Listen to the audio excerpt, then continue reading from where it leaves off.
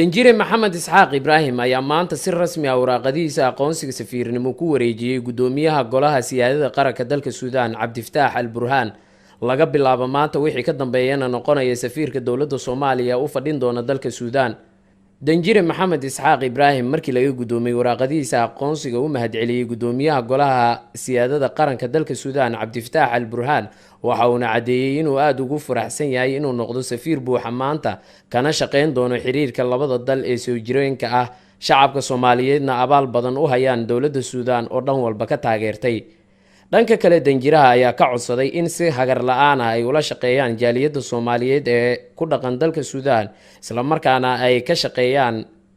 sidii ay isaga kaashan lahaayeen kor u qaadida sharafta qeybaha kala duwan ee Soomaalida ku dhaqan dalka Suudaan. mar uu la hadlayay warbaahinta qaranka mahad gaaran u celinayaa madaxweynaha Jamhuuriyadda Federaalka Soomaaliya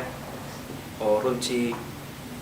ii doortay inaan safiir ka noqdo waddanka Suudaan.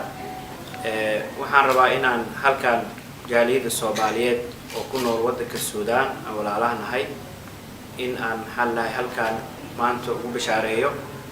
in si rasmi ah warqadihii aqoonsiga safaaradda aan u gudbiyay madaxweynaha ku-meel gaarka ah ee golaha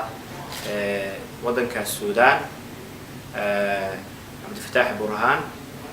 إن شاء الله وحنا رجعنا وحي هذا كدنبايو إن عن ست توسع نقول شقين دونه ورمرنتا علاقاتك ولا تنم كدحية لبضد السوداني الصومالية جاليدا وحنا سي رسمي أو سنة يجنا علاقات كاسي إن أي نقل شقيان أي نسلمر كاسي وضد كاسي جوجان سمعديس أي قيب كنقضان وقت بدن بنسكوها لدونا إن شاء الله هدو الله يدمو كلهم كلا وذقادن دونا